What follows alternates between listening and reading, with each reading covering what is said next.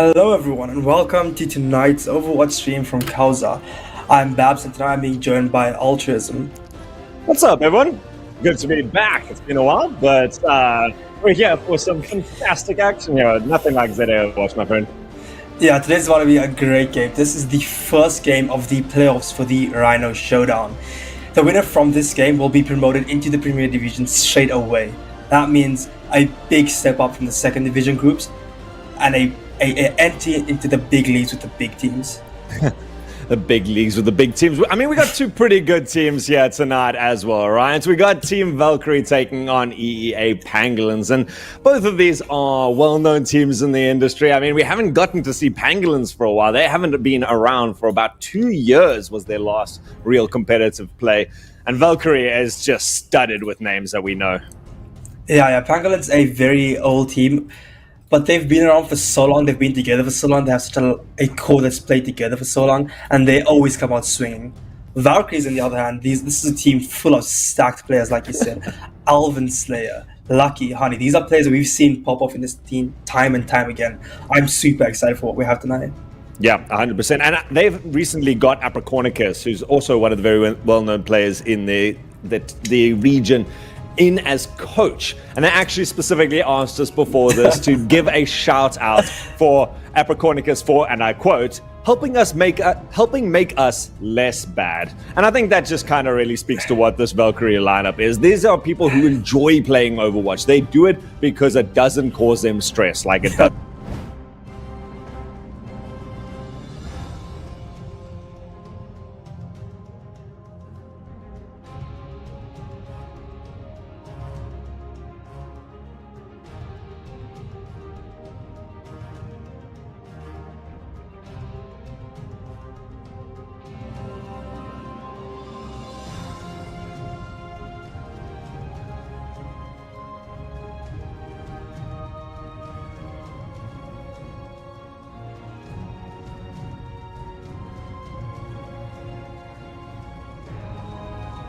About 2020, right? They got indoors and they never came out again. They should have cohesion through the wazoo, and that I think is the first time I've ever said through the wazoo on stream. It happened here, ladies and gentlemen. But a very interesting team, you know, one of the very few teams that's actually female dominated. 3 of their 5 players out here go by she, her, and I'm excited to see how this goes. But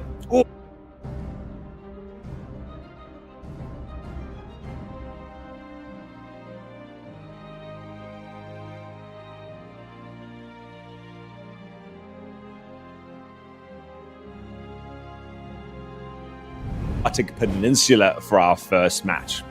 Yeah, this is Overwatch's newest map. It is a control point, meaning you have to capture a control point and control it for 99 to 100 seconds. Control is probably the most up in the air game mode of Overwatch. Yeah. It's always, you never expect who's going to take it because it's such a chaotic game mode. Yeah, 100%. And it's interesting to see how teams match up, right? Because you're very much on even ground. It's not defense favored or anything like that. And it doesn't always reflect what happens in the series to follow. But considering you're always going to start, and traditionally you end with a control map if it goes that long, it really does give an advantage to a team who can come out of the gate swinging and really have, if they've got a decent pocket strategy behind them, it's a nice place to just offset and get that early momentum. Yeah, but we've seen a lot of professional teams, I guess, put control on the back foot and not pay much attention to it. For example, the San Francisco Shock, a team notoriously known for losing control points, but still being top contenders. So even though it is the first map, it doesn't, like you said, it doesn't set the precedent at all for what's to come, and it really doesn't show us much since it doesn't give us an insight into how teams defend or how teams attack certain objectives. Well, we can take a very quick look at what the teams like to play, right? We've got a wonderful, nice little team sheet at the beginning of these games now, and the fact that we can sort of see what they want to play in this, I'm noticing mobility is the name of the game, and that kind of reflects what Overwatch 2 is all about these days. I don't know if you've noticed, but it just seems to be so scrappy, all over the place, and very quick gameplay. And when you can execute it with that sort of precision and cohesion that we were talking about, it becomes very interesting. So when we look at just the tanks from both of these sides, Elven Slayer coming through with his hamster, or Hamter as he likes to call it, versus the Diva, the favorite tank of Poached Egg. Both of these players going to be all over the place. I do like to see Pangolins favoring the Echo Tracer to back that up, though, because when you can start collapsing on a target together and executing them, that time to kill gets so short, it really can turn a fight very, very quickly. Yeah. It's like, so them favoring the Diva is super expected. Alvin Slayer has always been that hamster player, and I think the tanks will set the pace for what these teams are going to be able to play and how they're able to play it. Oh, it's going to change a lot in this. We're going to be jumping straight into Antarctic Peninsula. Still one of the very new maps. In fact, I think it is the newest control point here. So it's going to be interesting to see if these two experienced teams have managed to adapt to this right now. Of course, that center going to be very interesting for Elven Slayer to try and navigate around. There's a lot of pillars, which can be fantastic to try and grapple off. But whether you can actually get the rollouts that you would like to and not hit into one of those pillars is going to be interesting. A much more static lineup coming out here from the Pangolins. Poached Egg leading the way on that Ramatra. You got a bit of burst damage coming out from your two DPS with the Cassidy and the Hanzo. And then some good consistent mobility and healing from the Ana Lucio duo. Yeah, Pangolins coming up with the general meta on this map. You'll see this played a lot in the Open Division and in Contenders and Overwatch League with the Ramatra. Since he's so good at brawling on that high ground and just keeping control of it and not letting the enemy surround you as well as they could in other comps. You can see straight away, we see Pangolins picking up that control of the point. Valkyrie has this dime, but they didn't manage to get anything out of it at the beginning. Still building up some nice ultimate charge, but Pangolins taking control and now not really anxious to try and push out of this. They'd rather control the tiny little holds from each side, making sure that Valkyrie, when they do jump in there, that they've got some peel in here. Elven Slayer to the backline. Scarpy's force at the beginning, that's big. Yeah, this Ramatra comp doesn't want to push forward. It really wants to play around its DPS and allow them to just do what they do best. You know, DPS in Overwatch is a very strong role. You want them to get many pickups, want them to play aggressive, and that's what this Ramatra comp does best. The tank sits back and controls point, while the Hanzo just tries and get pickup, like we saw against that Tracer player. 100%. And the big thing about that is when you're the one dictating it, you allow your supports to build up ultimates very, very quickly. And that's what we're seeing out of Pangolins right now. We do see a little bit of a poke and prod from Elven Slayer, nearly up to those bombs. But there's definitely going to be difficulties to come in here when you're going up against the Nano. And in fact, the Dragon Strike out at the beginning takes out Lucky. Yeah, Pangolin is pushing forward, wanting to go aggressive. The dive from Valkyrie not looking very cohesive. I feel like they're going in very one by one and not like working on that cohesion like we expected from them. Oh, this could be big though. The nice sleep onto Poached Egg, nearly getting it down, but Jewel throws out that nano boost and does turn the tide. Even backed up by now the amplify, the sound barrier from Kidios to be able to keep the whole team alive. So nicely played, and Pangolins just rotating these ultimates perfectly. Yeah, I read the beat there was might be a little bit excessive. We might see that come into play when they get the nano down on the side of Valkyrie, but we'll see how it plays out. Indeed, Lucky manages to get a good pick out on that High Noon. This is their favorite character as well. Poseidon also building up that nano boost that you were talking about. Honey going to be leading the way now with that Valkyrie. Nano boost out straight away. This is going to be the big attempt from Valkyrie. Yeah, nano cast is something we've been seeing a lot more common recently. He does so much damage in that hero that it's hard not to want to nano him. But as we can see, it didn't work out. The aggression and the cohesion from Pangolins is overwhelming Valkyrie and their dive. 100-0 there. Pangolins coming out decisively. And I think more importantly that I think they only lost about 2 people in that entire round. There was the nice sticky bomb thrown out by Valkyrie's Tracer. And I mean, that was it. They got 1 or 2 picks with a couple of ultimates here, but certainly never pushed in one decisive way. They had one big attempt, where they dropped both of the support ultimates, but even that didn't look that scary for Pangolins. They were able to regroup, they were able to flex back, and then they were able to regather, and really, it's going to be up to Valkyrie to see if they can try and isolate some of these targets.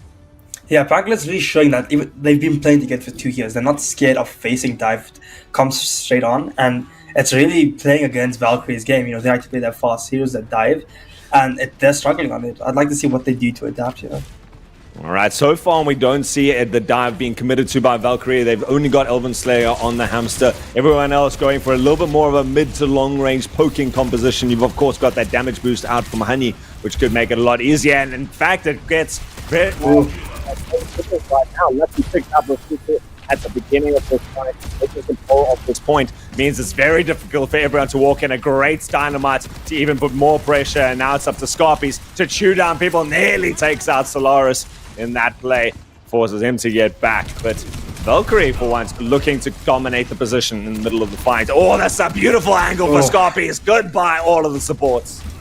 Yeah, that's the reason. They both and the backline just sits up and eats away the opponent. And Valkyrie seems to be playing that really well. I mean, that damage boost Ashe, just so much damage.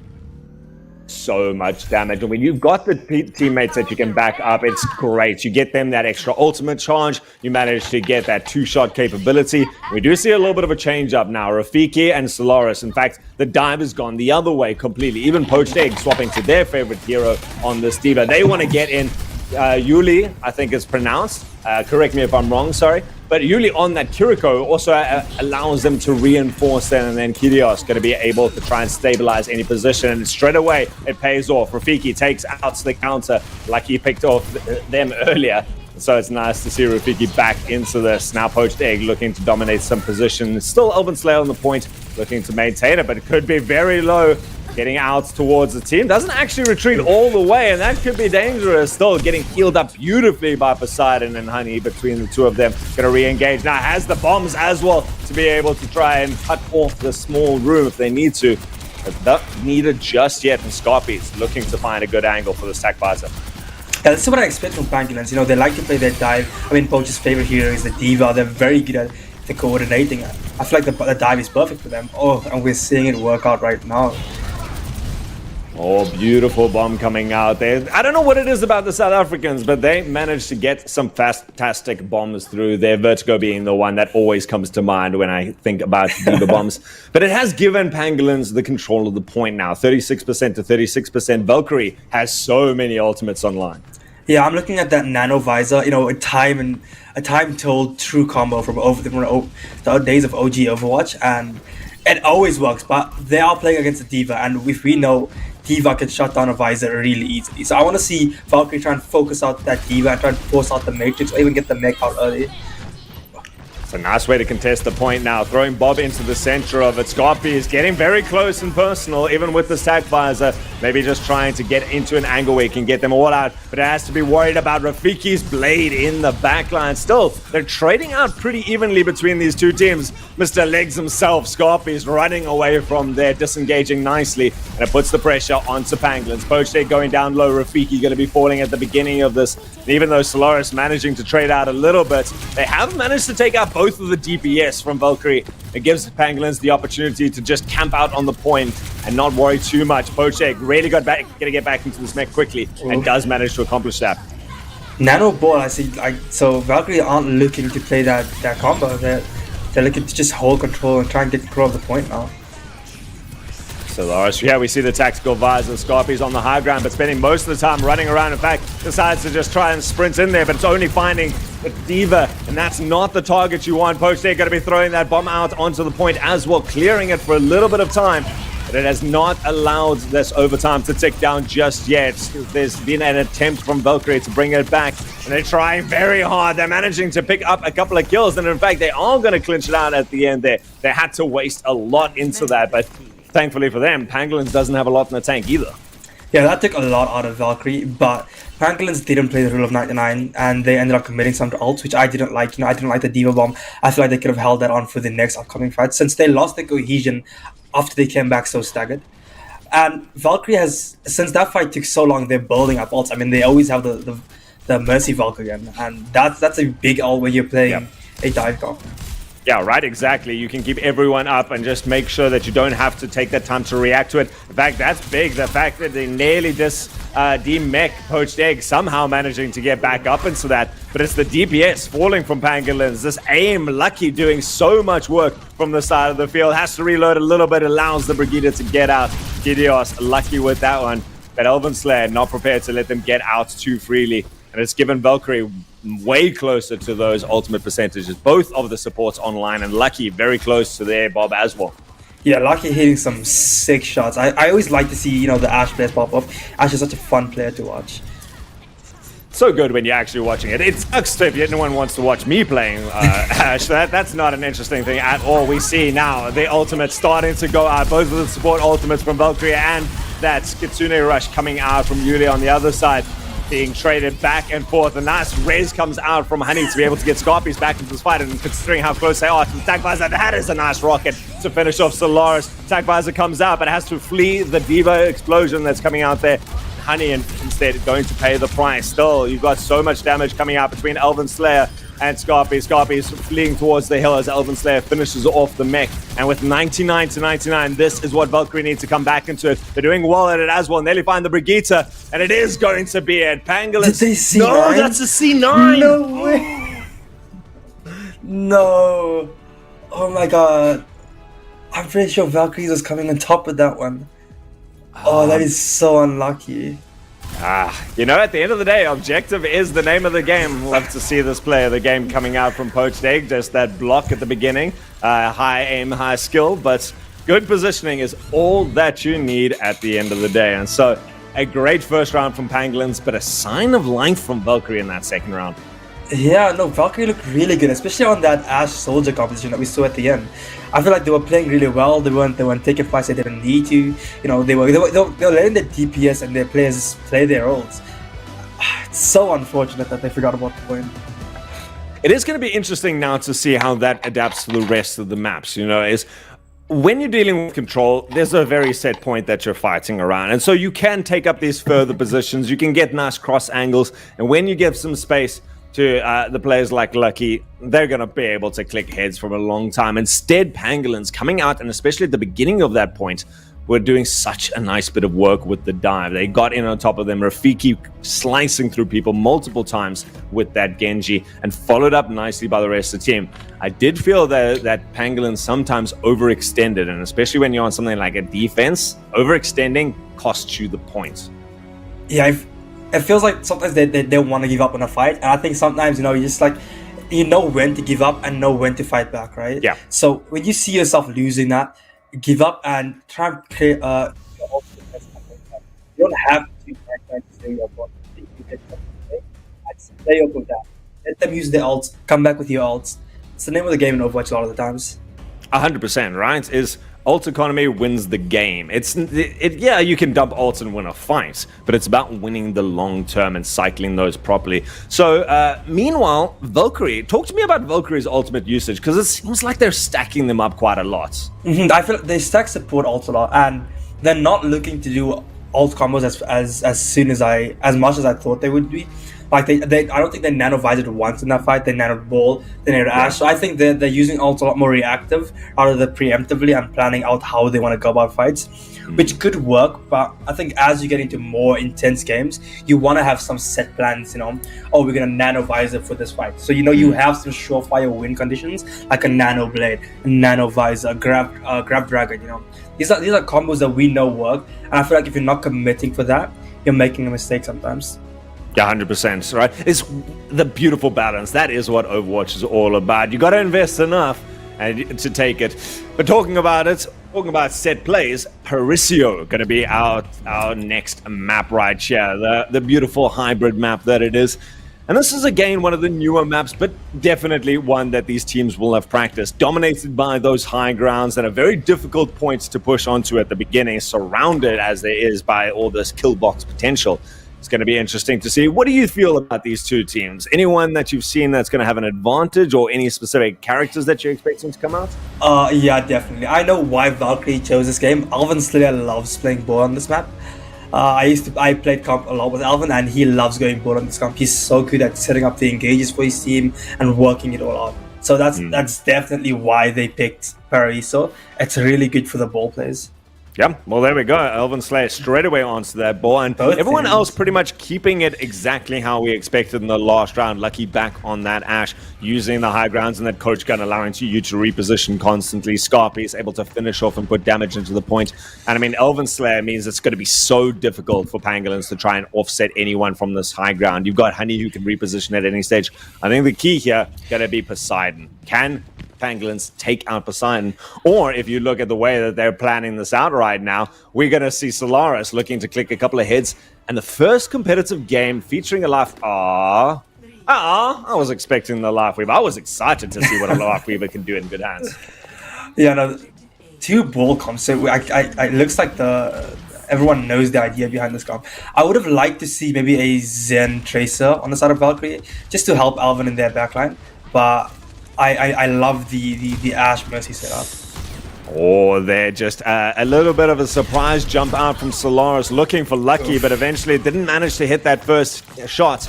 And it does pay the other way. Everyone turns their attention straight away. Now Poach up onto the high ground, trying to offset everyone. But the slam down foot doesn't find anything except a sleep dart to the face. And Pangolins aggressively rebuffed on their first play.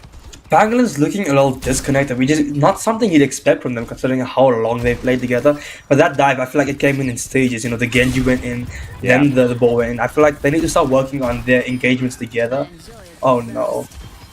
And again, wasting the res at the beginning of the fight is dangerous, and then you go and lose your Ana straight away afterwards. Pangolins are really struggling to get in there. And it kind of gives the space now for Elven Slayer to do this. Getting into the back line, not too worried about anything. Even Rafiki dropping low from Pangolins, and he's going up onto the high ground. That is going to be the reflect use. They've managed to push Valkyrie back a little bit, but where's the follow-up after this? It's going to be difficult. There's at least a little bit. A nice headshot coming out there. Scampy's going to have to be res. That means there's nothing left there for Lucky. Meanwhile, the Pangolins still not really making any progress towards the point. Yeah, I feel like they're getting picks, but the picks mean nothing when they're so split and so staggered. They'll get a pick, then they'll lose 2, then they'll get another pick, then they'll lose 2. It just feels like they don't know what they're doing against this comp, and I feel like that's how Valkyrie's comp thrives. You know, they have the ball in the backline, and then they have the long range DPS on the high ground to pepper you while the ball just annoys you. And I think Valkyrie are executing it so well right now. 100%. Elven Slayer able to rotate back and just create the space, knock everyone away to keep everyone away from the DPS. And in fact, Valkyrie managed to build up every one of these ults. And that's a lovely shot, managing to take out Solaris, who had just popped that amplification. And Scarpy is actually popping the tactical visor from the low ground, just making sure that Pangolin cannot stay on that high ground and shoot down on them, shoving all of them to the backside of the point. Here comes a bomb out the side, though. That could be big. That's huge. Taking out both of the DPS. Rafiki, meanwhile, looking to take out the supports and does clinch up Poseidon. It's going to be poor Honey. She's left alone on the point, and not long for this world. It took Pangolins a while, but they do finally manage to have a presence on the point. Yeah, that's really nice for Pangolins because that was a really well-timed bomb. And Valkyrie invested, what, 5 ults into that? The Bob, the Nano, the Valk, even the Visor from the low ground. So Pangolins showing up when they need to, you know, getting that win against 5 ults while only investing the Blade and the Diva Bomb. It kind of goes back to what you said earlier. Valkyrie reactively using their ultimates. That Visor on the low ground, very easy to just back up, go through the doorway, even just use the high ground peeking advantage to be able to avoid it. And so dumping everything, getting nothing out of it, giving the advantage now to Pangolins, who has all the momentum in the world. Valkyrie at least built off some time. They wasted a lot of time for that first point. It's going to be interesting to see how they handle the streets phase, because again, it's one of those very quick snowball parts where if you lose 1 or 2 fights, that's it. You have no chance but to hold it on third. Yeah, Paris is very hard to get your foot down and just stand when it comes to defensive. So you're right. If Pangolins get 1 win here in the streets phase, it's going to be so bad for Valkyrie. And even now, we don't see anyone from Pangolins going down. They're not making a lot of payload progression, though. And Elven Slayer, let's give some credit here, because just keeping the entire team busy on them means no one can push forwards. And no one's, more importantly, looking at the damage that's coming in from a distance. Scarpies and Lucky both being able to pick up 1 apiece there. And still, Elven Slayer doing Elven Slayer things on the ground there. In fact, Scarpies has decided to take a jaunt down to the payload. And even Poseidon getting involved there, trading out the supports. Yeah, Alvinster is just so good on that ball, man. He's constantly in the backline. Just constantly harassing the enemy team, and it's working. Pangolins can't seem to get their dive down. They can't seem to find their feet. But That's actually a still big pushing point. the payload. Yep, that's a big point. We do see some payload progress now, but the dive not being able to activate from Pangolins because they're so busy worried about what Elven Slayer is doing in the background. They have managed to take out Elven Slayer, but Valkyrie once more up with 5 ultimates on the board. It's going to be interesting to see how they plan it. They've got one attempt here. They've got to use this wisely. Yeah, I do not want to see them use more than 3 ults. I feel like they've been throwing ults a lot, as we've been talking about, and it hasn't been working out for them. Well, that's 4 out already, right, straight away. The Nano Boost out, and Honey, the only one left here. It has worked. Valkyrie has cleaned up what they needed to. But like you say, probably a little bit too much, considering most of your damage actually just came from Lucky. Secures the point. Pangolins has a big advantage now to clean this off for second point. Yeah, I don't think Valkyrie needed that attack visor from Scorpius. You know, they got the picks with the Elven and the Nano, and Lucky popped off with the Bob. Because now Pangolins are coming in with the Nano Blade, the Pulse Bomb, the Valkyrie Mercy. It's going to be very difficult to stave off this onslaught from the side of Pangolins.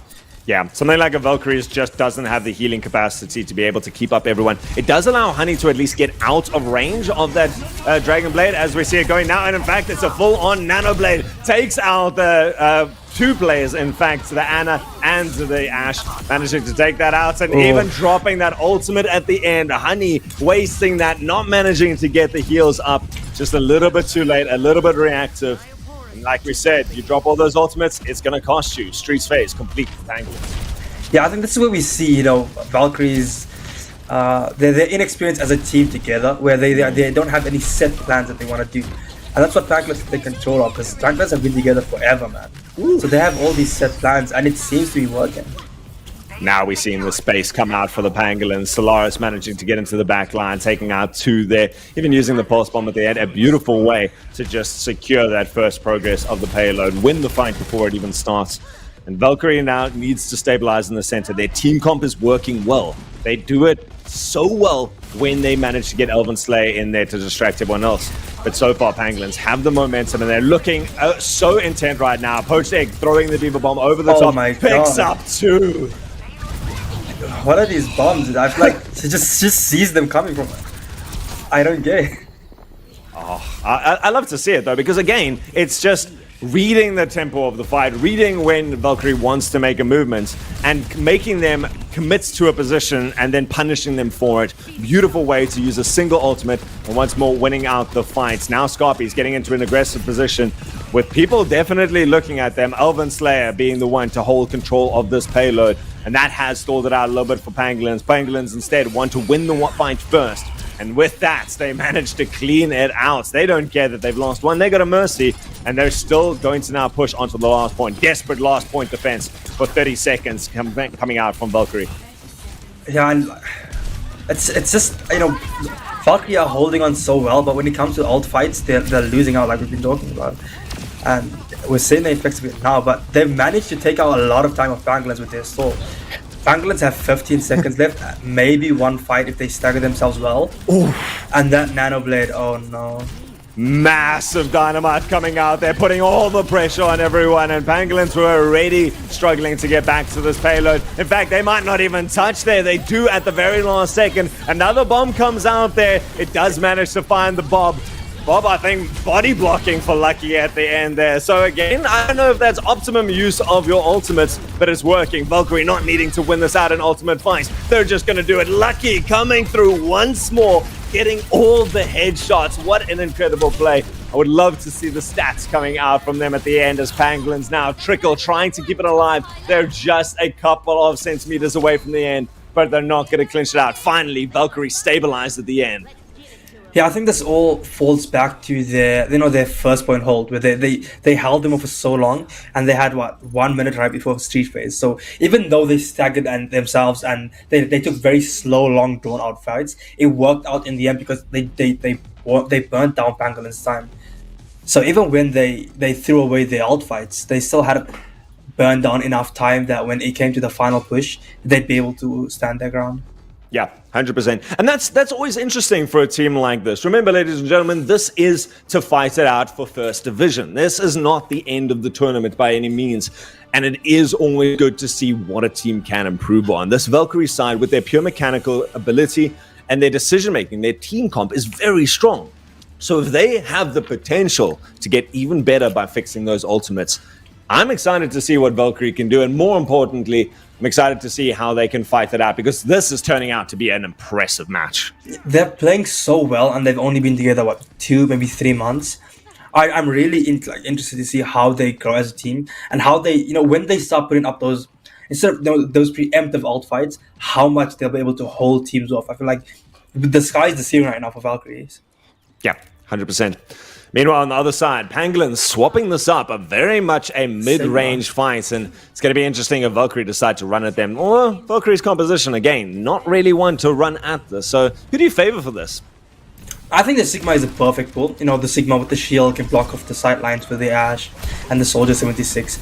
But I'd like to see a Tracer over a Cast, just to pressure out that ball a little bit, Oh, a big dive comes out from Elven Slayer, and realizing that Poached Egg, dumping those cooldowns very early into the fight, decides to try and engage with it, but does so alone, and certainly not the space created. Nice play coming out there, both of these two DPS now trading off in the middle of the fight, and Poached Egg being shoved down to the low ground. This is going to be difficult to disengage if Valkyrie wants to try and push forward now. They don't want to push out too far, because the rest of Pangolins sitting on that high ground can put in a lot of damage. So Valkyrie just decide to wait it out, wait for Elven Slayer, who doesn't have a lot of HP. He gets up the shield, and it just keeps him alive. Well picked up by Honey at the end. Yeah, the sports on the side of Valkyrie really doing their job, keeping Elven alive there. And I think that's how this comp functions, right? You want to keep your ball player function, you want to keep your ball player running, and just so they can cause as much chaos as possible in the backline. That's the thing about Valkyrie, I've got to admit, is it seems like everyone knows what their role is right now. Elven Slayer constantly playing that harassing on the back line. You've got the DPS who, when they get the space, are making it count for themselves. You've got the supports who are constantly looking to pick up players, manage to catch them at the very end of it. And in fact, this is going to be an interesting push. Elven Slayer has all the space in the world, and he's found a Sigma on low HP. But that, just like the Valkyrie support's doing well, Pangolins up with it as well. Between the armor packs and the healing there from Yuli, they managed to get Poached Egg back up, and Poached Egg sniped out of the air with a sleep dart. That denies the Gravitic Flux. And a good way for this time for Valkyrie to turn it around. They've got their ultimates. Let's see if they can do a little bit more with them this time. Yeah, Pangolins playing this Sigma comp really well, just sticking to the high ground, not budging, even when the ball's thrown at them, when the mines are thrown at them, not budging, just keeping to the high ground, keeping the Sigma alive and controlling that. Elven Slayer starts off the fight well, manages to get the bombs down and throw up Rafiki into the air. No way to get out there, and no dash waiting on there. Scarpy's now into a good position. Elven Slayer starting to pressure the point. That rally thrown out there. You will actually also throwing out that nano boost, so the nano boosted Brigitte. This is the tank we want to see fighting, but it's not going to be enough, even with the giant shield. Lucky finding the angles and finding the shots that matter. Slowly, Pangolins falling on this point, and Valkyrie holding on to 3 of their ultimates. That's better discipline to capture a point. That's what I want to see from Valkyries. They're capturing the point, they're pushing against the opponent. Opponent use 3 ults, at Valkyrie use 2 and won that out. It just makes their team fights so much more efficient. The Pangolins come falling apart once they get to the point, and Valkyrie taking big advantage of that, mining off the high ground, using the bob to kind of force them off and touch point, and it worked out for them. Oh, I love to see it. It's now going to be interesting. Pangolins managed to make their way through the streets phase quite quickly, and I do think that they had less time on the board here, so it's going to be... Oh, Lucky, how close do you want to get? I guess that's the difference of a Mercy damage boost going to be coming out there. That would have definitely taken out Lucky if Rafiki had that. But the rest of Valkyrie now just waiting for Elven Slayer to push everyone else back. Again, Lucky. That's why you get your name, I guess, on 15 HP, just managing to avoid these logs thrown in by Rafiki. And in fact, trading out the other way, Rafiki this time falling low. Oof. Just controlling the high grounds of Pangolin. The Sigma's on the point, stalling out the period as much as possible, and just allowing his DPS to pop off on point, let them hit the shots. And it looks like they're hitting them from how often I see the headshot tank on the side of Pangolin DPS players. And again, Poached Egg just knowing the limits on this beautiful play there, managed to go down to less than 100 HP, even when they were anti-healed, but having the support, using those cooldowns. And a good shot there by Rafiki at the end, cheeky to take out Lucky. But a nice push in from Pangolins, starting off there. I see a hair attack, was that a fat finger? Oh no, it might have been a fat finger. Oh no. Far enough away that it doesn't count, friend. No one saw that, no one heard that, except the doctors and probably the other team. Oh. Poached Egg doing so well on the Sig bites. Yeah. There used to be an off-tank player in Overwatch 1, and I guess that prowess showing up, sitting on the cart, making sure you stay alive, like you said, knowing your limits, and then trusting in your team to hit their shots. I feel like a team that's been together for so long has that trust, and that's something that you need when you're playing comps like this. Yeah, that's the thing, is if you don't trust your support, you're going to be throwing out your abilities and your cooldowns for nothing. You're going to be throwing up a shield when you're still perfectly healthy. Instead, Poached Egg holding on to that, waiting until they get to the last moment, and then using the cooldowns to buy their teammates a little bit of time to get back into this. And it's paid off so far. Valkyrie really struggling to get any sort of payload progress on the front line. They have managed to take control of the high ground and get it around that first corner, though. So we've got a couple of ults on the board for both these teams. Not a lot of time left. And Valkyrie now one fight away, and it's going to start off with the Bob. Lucky doing so well to just get these picks, man. I mean, he's forcing back both DPS players on the side of Pangolins, and it's working out. Oh no. That's not good. 9 o'clock on the dot. We lose a player. Not a great sign here. Scorpies, come back soon. I really hope so. But while we're here, Lucky's Bob, that was a weirdly placed one. I assume that Lucky wanted to get it onto the ground and kind of just carried on over the bridge and into a corner, not really doing a lot there. And that could prove very pivotal, especially with Scorpies now also going to be coming back with no ult charge. Yeah, that was a little unlucky. I think he threw the dynamite at the Ana and wanted to use the Bob to secure the kill. And he must have just messed it by an inch or two. That is unlucky, especially losing your DPS player. So now you're one down in this fight without even doing anything wrong. So I want to see Valkyrie's back up here. Yeah. Back up, take some space, and I want to see Scorpies switch to a Tracer because I feel like it's very disconnected right now in the comp. And while it works in defense a lot, I feel like if Alvin is in the enemy backline against a Brig and an Ana and a Cassidy and a Hanzo, there's so many stuns, there's so much damage, there's a boop, there's a sleep. The ball player just gets abused, and I want to see a Tracer player just to help them, just to bolster up that dive just a little bit. Because I like the soldier player, but if you're not going to be playing for that nano visor like we've seen Valkyrie shy away from, I think a Tracer with a Zen maybe would be a better combo for them. Yeah, 100%. I'm liking Pangolin swapping to that Brig because, like you say, it makes it so much harder for Elven Slayer to be able to play into that. Who do you even target on the back line? Obviously, the Ana's the big pick, or taking out Rafiki if you can burst him down. But it's not happening anymore. The armor packs are there, the boop away that you talk about, even just the ability to chase that last little bit of distance from Kyrios is great. And now Kyrios being able to pop that rally at the end of the beginning of this fight. We do thankfully have Scorpies back into the game, and so we're going to be going back into this. Like you say, though, let's get Valkyrie to back up a little bit. What I really don't want to see is Poseidon dropping this nano boost into a fight that's effectively lost, considering you've pulled out 2 ultimates from Pangolins already. Yeah, I wanted to see them back up and use that nano on the ball to engage. I don't want to see it. Like you said, just don't invest it.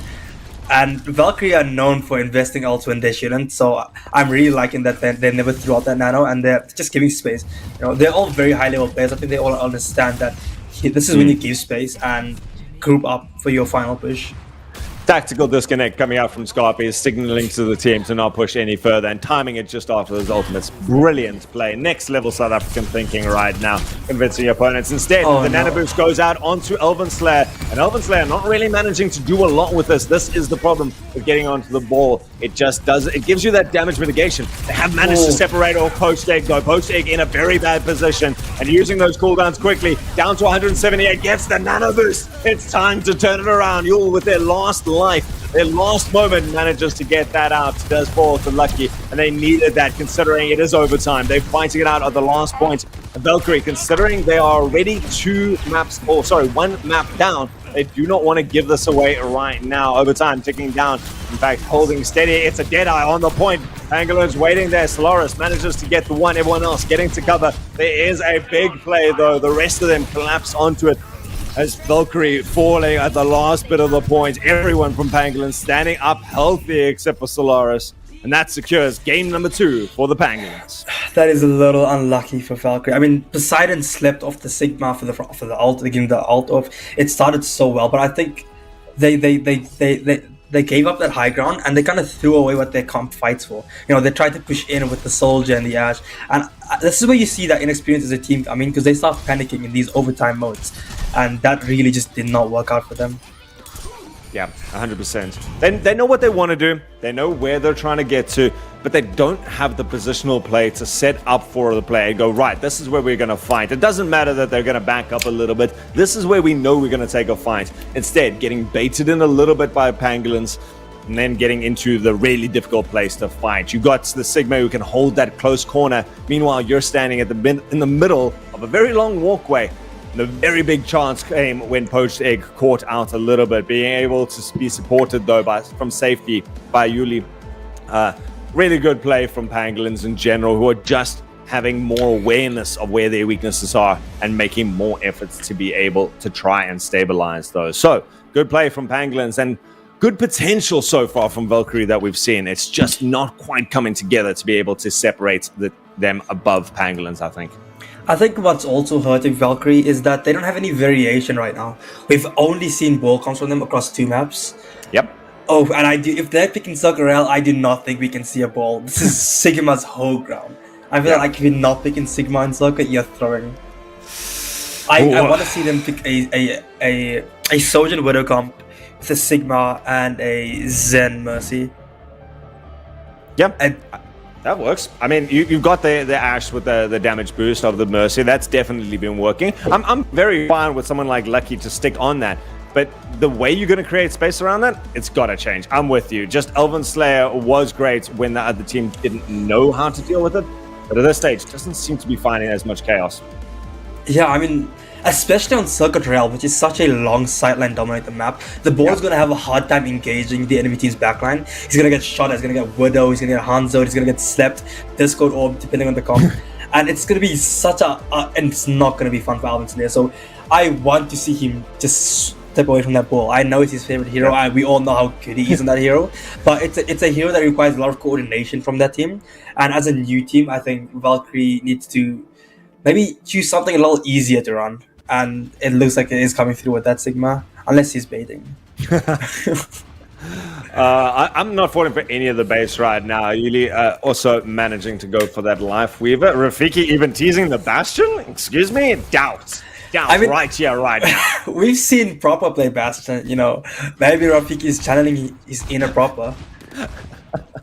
Man, why are you trying to bait me into this, man? You're even working with them to try and get my hopes up. Because I like to see it, you know, when the Sigma has gone a certain amount of cooldowns, you've got a very small window. And who can take advantage of that but a Bastion? And so it is, in fact, going to be that. The May Bastion comp going to be coming out there from the Pangolins.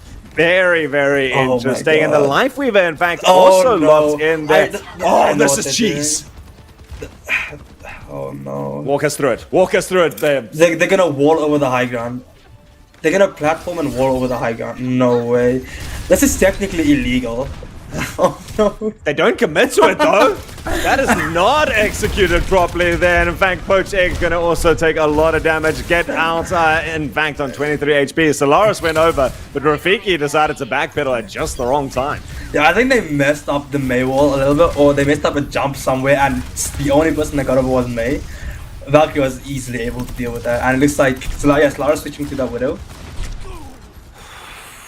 Widow is nice. Again, we're dealing with long sidelines and it gives the opportunities. Rafiki, it's a cute play to go on the Bastion, but unless you're in that mid-range where you can do that damage consistently, the spray just kills you at these distances, and you see Scarpies managing to trade that out. And Pangolins, they had an idea at the beginning. In fact, they're the ones to swap to the ball. Yeah, they're playing the ball comp, which is not what we expected at all, especially on Circuit Rail. This could work on maybe second phase streets, but this first point is dominated by Sigma, and I expected Pangolins to know that, knowing who their coach is. But maybe they're cooking something, and we're just doubters. I mean, they've comboed it now with the Genji, which allows them. I'm sorry, I had to point it out there. Just pause for a second. Lucky timing that as Rafiki dashes across the open space. Rafiki having to be raised back up. But I do like the Genji giving the opportunity to take the different angles. Solaris setting up from one sideline and Poached Egg trying to just knock people into the air that allows them to take it out. But so far, Pangolins really just seeming a little bit outclassed and without a plan. Yeah, I mean, the Genji is not a foreign hero for Circuit Royale, but he's normally paired with the Sigma Widow, and Pangolins seem to be shying away from the Sigma play when they were so good on it on Paraiso. They're forcing the Life Weaver, I guess. Valkyrie now sitting very comfortable with all of their ultimates. Meanwhile, Pangolins dropping them constantly. Kyrios going down on the Mercy on 2%, and you also using that tree to come into it. Instead, now it's Elven Slayer pushing forward with their Gravitic Flux. Manages to take out the Pangolins, who once more are scattered all over the place and don't seem to have a cohesive idea of how they want to execute. It might just come down to Rafiki with this blade. Yeah, they're finally switching to Sigma, but I think it might be too late. I mean, Sigma's ult doesn't build up too fast. The Ana ult doesn't build up fast enough. Valk's gonna take a while to come up, and all they have is this blade. And Valkyrie have Valk attack visor. This is gonna be so hard to push in. Poor Scarpy is going down low and picked up very quickly by Honey. There's a couple of nice shots. Gone. Lucky. Doesn't matter what weapon you put in this person's hands, they're going to be going down. Tac Visor now separating off. This is actually a decent time for it, considering where Poached Egg was sat on the side. Can charge forward with full life. And instead, Lucky being the ones credited with the kill at the end. God. This is so smart. Valkyrie choosing the right map. I mean, they have the long-range DPS players, and they're showing up, dude. Lucky is hitting all of their shots. And Pangolins, I think the comp confusion just screwed them over, because they're pushing into a Valk and Nano and a Rhino. Rafiki goes out with the blade. It doesn't manage to get anything out of it. That's the big thing. Instead, Lucky gonna stick around for a little bit too long. Gets the kill with that Deadeye, but gets shot down by Solaris. Still, Solaris being really the only one to be able to pick up a lot of kills. As I say that, Rafiki hitting the scoreboard hard. Managing to take out a little bit, but it's too little too late. They're off the payload. Is that number 2? Number 2. That's number 2. Oh no. And Pangolins finally started to push forward. They finally got a fight win, and then the C9. Oh, that's that is painful, man. This may be the worst defensible position that I've ever seen on the Circuit Royale. I don't know about you, Babs. You probably play more than me. Have you ever defended something this short? Not once. This is gonna be so rough. I mean, one Widow peak, and the fight's basically over. Damn, actually. Pangolins might have been, like Coach said, a little too silly and gambled away their clean sweep. And this is gonna give Valkyrie the chance to. If they win this map, it's going to give them a chance to make their comeback. I mean, they get the momentum, they get the confidence boost. They see that they don't have to only play the ball because it's working out on the Sigma, and the sky's the limit from there. Meanwhile, Valkyrie content to just take exactly what they want to do. Lucky not actually taking the long-range Ash here, but all they've got to do is get, a total of 33 meters. It's not a lot right now. Pangolins going instead for the pick potential. They've got that immortality field, a nice standard addition to the Sigma comp, which you just run if your opponents run at you. But it seems like Valkyrie, no intent to ever run at them. Instead, it's going to be the pick battle between the Pangolins and the Valkyrie. Yeah, remember, Pangolins, if they do somehow manage to hold this, they will take this match. Yeah, but they set themselves up for failure with that comp shenanigans that went on first attack. So I want to see Valkyrie play this map with confidence. Take that angles, push a little far forward, and that's what they're doing. Look, they're forcing out the lamp already. Oh, what a good pick. Poached Egg going really far forward, and yeah, giving the space there, but nearly paying off there. A great lamp to keep him alive for now. But that's it. You get one lamp instead. Now they're going to desperately go for the res. Oh my God. That is an impressive res. That is an arrogant or confident or risky. We can use a lot of adjectives, but it pays off, and somehow they've got Poached Egg back up and feeling pretty healthy there. stand up once more. Elven Slayer just lying on the ground for a bit. Gideos goes down. That is going to be a big. Doesn't, of course, have that res. Used it previously, but it is still bad to lose a support when you've got very little sustain as is. It's going to be up to Yuli to be able to hold this. The lamp out once more to save Poached Egg on the front lines, but that's going to be all that they wrote. And like you said, it just takes a single team fight, and that seems to be it. Yeah, even if Pangolins was defending well, Valkyrie, no, they just have to get it around that corner, so they can throw all of their resources into just winning that one fight. And we see that, Elven playing very aggressive for Sigma, just forcing out the lamp time and time again against Poach, and then just taking advantage of that. Well played from Valkyrie on that defense and that attack. Oh no. Love to see it. So this is what we said. Valkyrie is a team with so much potential, and when they try and win this, excluding the ultimate fights, they do it so well. And there, they did it every single time, managing to just scatter the side of Pangolins, bringing us to a 2-1. And Babs, I'm ready for this to go a couple of games longer, my friend. I want to see it go all the way, the 2-2, the final battle for playoffs. I'm Valkyrie has the momentum, right? And we've seen them pop off. We see what they can do without the ball as well. I mean, they played that Sigma comp so well, and it did so well against Pangolin Sigma comp, which we've seen them have proficiency in. Yeah. So we know Valkyrie is no longer a one-dimensional team. That means we could see the 2-2 going into the next map. Very excited to see it. And guys, we're going to find out what that next map is after a very short break. It's been exciting the whole way. Chat has been buzzing. Thank you to everyone for coming out tonight to see this. I hope you're enjoying it as much as Babs and I are, but you'll have to catch the rest of the action just after this.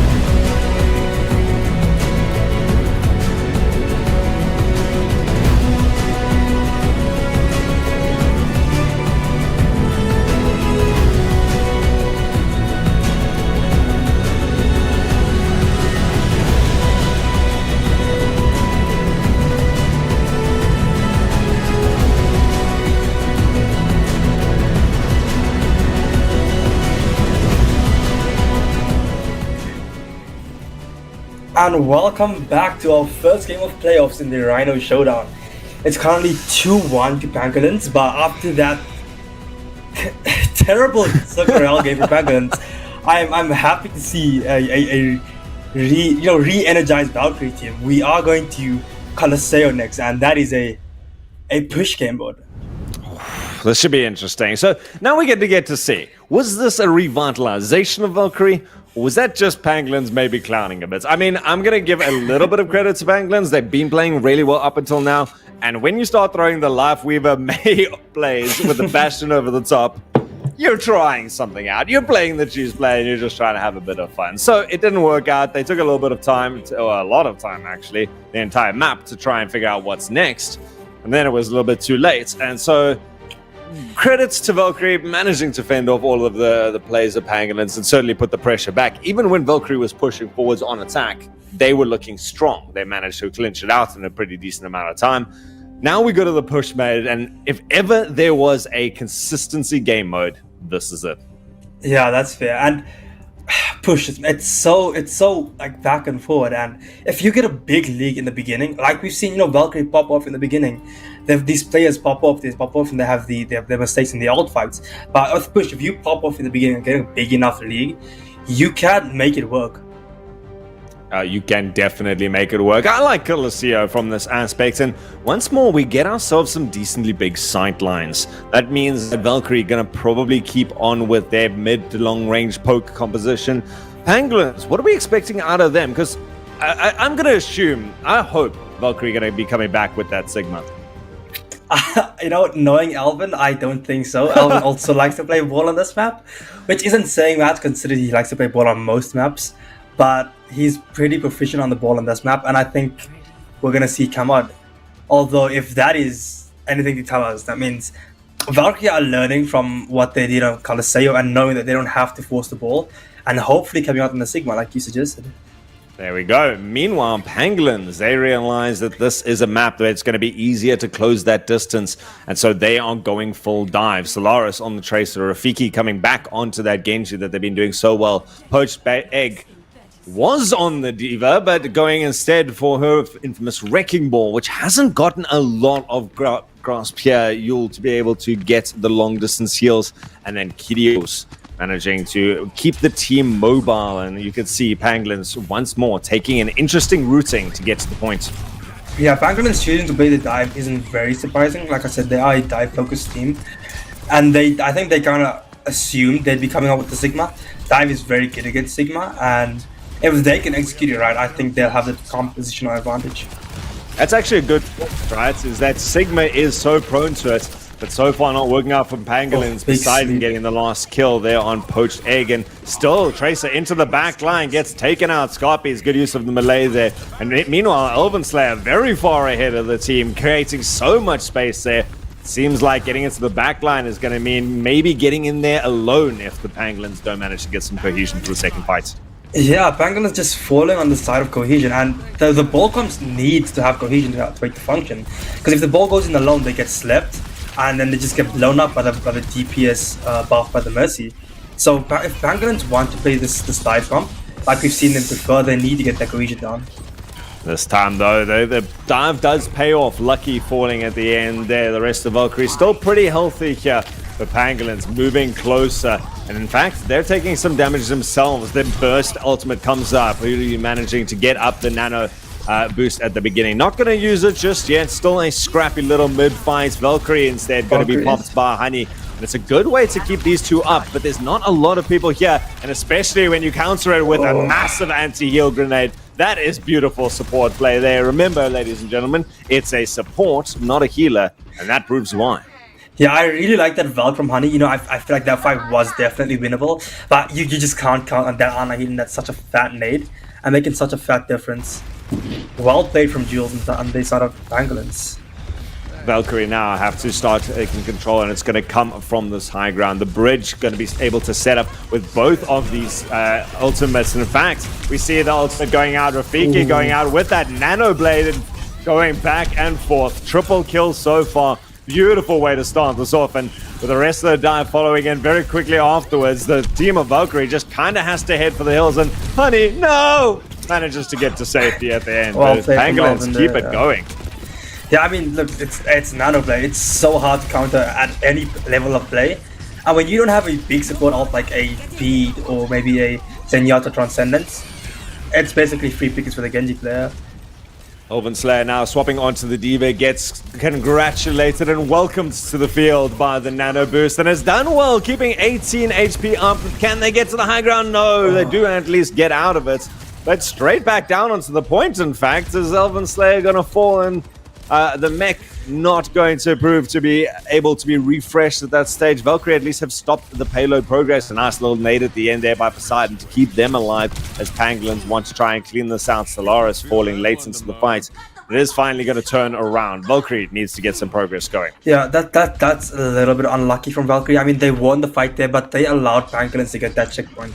And in push, that checkpoint means the world. The first team to get the checkpoint 80% of the time ends up winning the map. Maybe Valkyrie can break the curse, but it was a big mistake from them. Yeah, that's actually a good point that I didn't notice, is that checkpoint, man. Just that last little bit, and maybe Elven Slayer, if it hadn't gone back in, would have been able to reinforce, but I'm certainly not putting it all on Elven Slayer. Very good player in their own right, and they've been playing very well up until now. Meanwhile, though, because they were out of mech, the lead hits, and it manages to get everyone purple. But afterwards, the defense matrix keeping everyone alive on the smallest amount of HP. Elven Slayer said it was a good player and proving it right there. Valkyrie turned this even after a good engage by the Pangolins. Oh my, good Diva play always gives me goosebumps. He looked after his supports like they were his kids, man. That was so well played. Oh, no! Ajax. That is catastrophic, in fact. I was worried that that visor was going to be a little bit wasted, but the fact that it cancelled the beat mid-air, big. Valkyrie managing to trade that out there. And it's not like they don't have ultimates to waste into this next fight, Babs. Yeah, that wasn't a smart beat from the side of Kyrios. I mean, it was two of them off the visor. They could have. It was already a lost fight. And going in with that beat, that's setting your team back. One of the biggest ults in Overwatch, maybe the biggest. Again, we see the Nano Boost going out onto Elven Slayer into the front lines. Does manage to take out Kyrios, and in fact, Valkyrie not afraid to throw all of their ultimates onto it. Oh, Poseidon does manage to get taken out there, and Stellaris having to go into it. But everyone else behind Stellaris going down very quickly. And Valkyrie would love to win this. They need to get this checkpoints if they want to get back into this. This would count out everything. Lucky going forward aggressively, even manages to go with that sticky magnetic grenade. And he even takes out Moj before the remake. That was aggressive. He nearly got squashed. Yeah, I mean, it would be so great if Pangolins had that beat up. I mean, Valkyrie committed a lot of ults to that, and if they had that beat, maybe it wouldn't be such a scrappy fight. Now Elven Slayer, the last one left alive. Valkyrie did not manage to get that checkpoint. That is unlucky just at the end there. Pangolin's going to be able to go back and start their push once more. And both teams, like you say, dropping a lot of ultimates. The Genji Blade by Rafiki being able to turn that fight at the end there. Elven Slayer dropping the Diva self-destruct. Just maybe trying to clear the point and get them that last little play. But instead, it is going to be Pangolins. They've moved halfway across the map and arguably much closer to the important ultimates. Yeah, I mean, that was such a long drawn-out fight that people were able to bowl up the ultimates again. I mean, we're seeing the beat come back online, but curiously, we are seeing both DPS ults come back online for Valkyrie, and that means they can play a lot more aggressive than on the side of Pangolins would like to. But that beat, man, if they can get a tempo beat and engage off of it, I feel like there'll be too much for Valkyrie to handle, and maybe Pangolins overwhelm Valkyrie and push themselves forward and get that checkpoint again. Yep. At this stage, we, again, haven't seen a lot of value coming out of the Valkyrie ults. These DPS have not been the same clean 3 or 4 kills that we're seeing out of Pangolins. Instead, Scarpy is going to go down at the beginning of this, even with the Valkyrie drops. And Honey potentially going for another very risky res under the cover of Lucky's Deadeye. And does manage to get it up. In fact, they do trade it out completely. Even the Sleep Dawn at the end. A bit of an aggressive, tempestuous play. But it pays for the life. Still, Pangolins in good control of this. And there goes the tempo beat that you were talking about. Here comes the big hard engage from Pangolins. They go forward. They manage to get the one support down. Honey going to go down. Poseidon so close to this ultimate. And would love to maybe be able to drop that onto Scarpies for a big nano visor. But maybe not into this fight. It seems to be lost already as they're being chased back into spawn. Yeah, I mean, this is what push is like. We feel like Valkyrie's been playing so well, they've been pushing so far forward, and yet they still haven't taken checkpoint. They haven't even pushed past Pangolins. That's what I was talking about. You know, when you get an early lead as big as Pangolins did, and it becomes hard for you to push through the rest of the map. They've got a chance now opening up the fight by taking out the Lucio. That gives the peel capabilities a little bit less. And now we get to see the Nano Visor. Of course, it is into a D.Va, so it makes it a little bit harder. But still, getting past that defense matrix. Rafiki, once more, being the DPS to watch, though, coming through with that Dragon Blade, takes out the two players and keeps Valkyrie very much on the back foot. Now, it's up to poor Scarpies, left there around the corner, hunted down once more. And Pangolins turn the fight.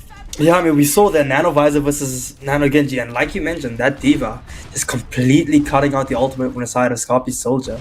And Valkyrie making a complete comp change. Ooh, that's dangerous. I always worry about that this late into the fight. Elven Slayer back onto that typical ball. Going up over the top, definitely a practice ball player on this map, like you said, and knows the rollouts that they want to. But Solo waiting on the side patiently, going for that. Throws a bit of an alley-oop attempt at the bomb. Does force out the lamp instead of it. Pays with their life. Trades it out for Scarpies, who dove in very deep to try and get that. Still, Valkyrie seeming to be the ones a little bit more intact on this fight. Poached Egg getting demeched at the beginning of that as well. This kind of sends Pangolins out for the hills. Let's get back into the mech. Valkyrie has a long way to go, though, as we hit our final minutes. Yeah, I mean, 1 minute left. They have to push almost double their current holding, like how much they have already. So this is going to be hard. But I do like the Kiriko Baptiste, and we have that rush coming up. So if they can get an early fight win over this rush, maybe get that checkpoint, it might be winnable. It will certainly give the time for everyone else to try and build this up. Of course, Poseidon probably going to be building that ultimate up very quickly into the next fight as well. Here comes the Dead Eye. Does manage to get another one. Somehow lucky, picking up at least one kill in each of these. A really nice way to start the fight and get them a little bit more progress. And Rafiki, especially being medium way towards his ultimate, that's going to slow him down a lot considering how important those ultimates have been. Pangolin still a lot of ultimates on the board coming forward though, and Valkyrie would love to at least get this checkpoint to start it off. I mean, using the ball ult or along with the other ults there might have been a little bigger commitment, but it seems to be working out. Algon is getting that aggressive. No kills coming out of the D.Va self-destruct, and even the Kitsune Rush being thrown out doesn't seem to be getting a lot. Valkyrie have got a couple of people still quite healthy around here, with the Kiriko TP in. Honey instead pays with their life, trying to reinforce Elven Slayer, trying to keep this game alive. But because there was no checkpoints, there was never a checkpoint, there was no reinforcements. And it is going to be Pangolins taking tonight's match. Yeah, I mean, well played from Pangolins. That means they are straight promoted to the Premier First Division. Well done to the side of Pangolins, you know, really coming out with their comps and playing how they want to play, you know, not being folded by the opponent team. And so well played from the entire team. Man, I didn't realize how close that was for Lucky to be able to get this Deadeye off and shut Rafiki down instantly at the end there. But once more, it seems to be the ultimate difference between these two teams. Valkyrie struggling to chain a couple of them together, using them a little bit too reactively at times, whereas Pangolins having the idea of exactly how they want to approach a fight when they've got that advantage and executing it perfectly. Everyone's ultimates doing so much work, whether it's Poached Egg throwing in a nice little self-destruct from downtown, or Rafiki diving in with that blade, naked or nano. It seemed to do so much. Solo even managing to stick a couple of little post bombs along the way. Beautiful play by the Pangolins and deserving of their spot in that Premier Division. Yeah, I mean, in Overwatch you can hit all the shots you want, but when it comes, ultimates are so important. And Pangolins, you know, just knowing when to use them and how you want to use them puts you at such a big advantage over your opponent. But this isn't the end for Valkyrie. I mean, they still have a shot at promotion. They will go on to play the loser of the next playoff game. And the winner of that game will have a shot at promotion against the 6th place team currently in Premier Division. So Valkyrie, even though they had a rough game today, it's not the end of the line for their promotion journey. And if they can fix a lot of their small mistakes and string together a lot of their, you know, their bigger issues and maybe work on that ultimate usage with their coach, I see a Valkyrie popping up in the near future. Yeah, I mean, I wouldn't even say that they had a rough game today. They had a couple of moments of decision-making that didn't go their way. But in general, they have a very strong lineup. Big shout-out goes to, I can't say everyone. I mean, I'm just going to pick my player of the match, and I'm interested to hear yours, Babs. But Lucky, at least from the Valkyrie side, was so consistent with being able to turn that pressure on and get the shots when it counted. I mean, we saw some great saves coming out from everyone. But Lucky was stellar today. Yeah, I mean, whenever you needed something big from them, you could just always look to them. On that Ashe or on that Cassidy, you're getting 3-4 picks in a fight. Sometimes holding the Valkyrie team together by the sheer amazing aim. Well played. They have an amazing lineup of DPS players and support players. And with Alvin on the tank, the sky's the limit, right? Sky is the limit, and for a Valkyrie, even beyond that, I'm very excited to see. And if I was a team that had to go against them to compete for that promotion, I would be a little bit worried right now. But otherwise, ladies and gentlemen, it has brought us to the end of tonight's action. Unfortunately, it's been too long since I got to do this, Babs. Yeah, man, it's been so much fun, especially when it's ZA Overwatch. I mean, there's always hyper on it, there's always disconnects, but that doesn't stop us. Sick. Well, I'm sure we'll see you guys very soon. Really nice to see also so many new casters coming onto the ZA Overwatch scene. ZA Overwatch alive and well. This is the beginning of a long series throughout the year of tournaments. So don't forget to like all of the social medias. Follow ZA Overwatch on Twitter. It is definitely a channel that will keep you up to date. And of course, Babs, where can we find you on socials? You can find me on Twitter at Babs_MII. MII, my guy doing this. Of course, I'm at Volcanism everywhere that it's Twitter. It's basically Twitter, Twitch, YouTube, that sort of stuff. Otherwise, big shout out to, of course, the Peach ZA. He's in the background making sure all of this runs super smoothly. A big thank you to all of you guys. But that brings us everything for tonight. If you guys want to catch out more action of me, I'm going to be on the Overwatch Open Division this weekend. So come take a look at what EU's got on offer. But otherwise, that's going to be it for us tonight. Thank you so much for joining, and we'll catch you with the next ZA Overwatch action.